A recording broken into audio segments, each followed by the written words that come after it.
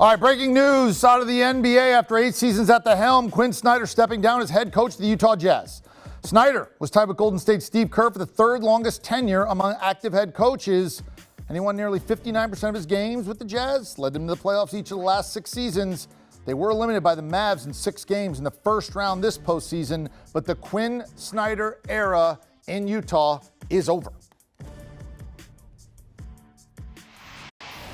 All right, let's get our guy in, Bill Reiter, who is in the arena where the NBA Finals is going to happen, but this is something on one of the other teams who may be underachieved, the Utah Jazz, Quin Snyder. Translate this for me, including the timing where he was sort of linked to maybe the Lakers job, and the Lakers get their guy, and then he steps down. Yeah, EK, I think that there's a couple things at play here. The first is Danny Ainge took over basketball operations in the last year or so, and it was an open secret around the NBA, talking to all the folks who were here at the NBA Finals. It was almost certain, it felt like, that Quin Snyder, highly respected, fairly successful, depending on how you want to judge that in Utah, would not be a part of Danny Ainge's plans long term. Danny Ainge is going to want to put his own stamp on the organization, and with the underachievement you just referenced again in the postseason by this Jazz team, it seemed inevitable this would happen. And talking to a few folks briefly over the last 2 days why Quin Snyder didn't simply leap to the Lakers before this went down, the answer I got, it's mostly speculation, is had there been a job there for him to leap to, maybe he would have done it sooner. Sounds like the Lakers had other plans. Now Quin Snyder, whatever the future holds, will be a highly coveted head coach at some point, candidate going forward. All right, quick follow-up before I get to, my spinning it forward. Breakups are never mutual. No matter what anybody tells you, whether it's any kind of, romantic, business, whatever. Who broke up with who? At least 51% here. Did he leave the Jazz, or more did the Jazz leave him? No, Danny Ainge and the Jazz broke up with Quin Snyder. Now, you know how this goes when a boss comes into any business, whether it's media or coaching or anything else, and the boss doesn't have a vision, which translates to the boss doesn't like you very much.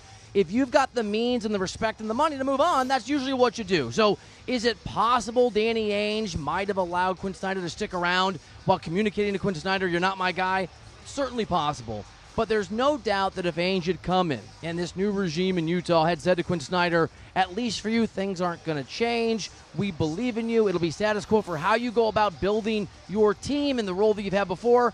I think Quin Snyder sticks around. This EK is about the Jazz and really Ainge breaking up with Quin Snyder because he wanted to go a different direction. All right, so what's next, right? I mean, you pretty much said for Quin Snyder, he becomes a hot head coaching candidate. But what's next for the Jazz? Their head coaching candidate, search, whatever you want to call it, and their roster, which when you and I were here in studio, you said they may have to break this up.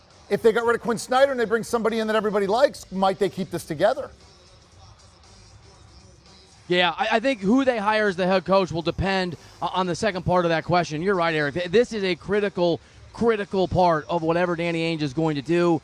Nothing would surprise me. We know Ainge's tenure in Boston, incredibly unpredictable. I mean, the guy is very good at what he did, but we didn't see Jason Tatum at 3 happening. We didn't see Brad Stevens happening. So I honestly don't know. I think there's certainly a strong possibility that they break the team up as we know it, whether that's Donovan Mitchell going somewhere else or it's Rudy Gobert going somewhere else. Talking to sources around the NBA, it's speculation, but there's certainly a lot of speculation that those two guys don't fit together. As for the next head coach, I give you names. Alex Jensen is a really well-respected assistant on Quin Snyder's staff, already in place in Utah. He'll be considered. There are up-and-coming assistant coaches in places like Miami and Boston and Golden State and Dallas who will be considered. Terry Stotts is a name that's out there. But the reality is Danny Ainge is a wild card kind of guy. He likes to pull the Joker out of the deck and flash it around. And when he hired Brad Stevens all those years ago out of Butler, nobody, and I mean nobody, saw that coming. Could it be a Becky Hammon? Maybe. Could it be someone you and I wouldn't even think to throw out into the conversation? Possibly. I think who Danny Ainge hires will be one of the fascinating and difficult to predict questions of this NBA offseason. There he is, Bill Reiter, getting it done for us. Our insider, our dean, the paperback writer, whatever you want to call him, just call him excellent. Thanks, Bill. Do you want a sports network that delivers everything that matters about the game? The highlights, the picks, the instant analysis, no yelling, no fake debates, no politics. Hit the subscribe button and never miss a moment.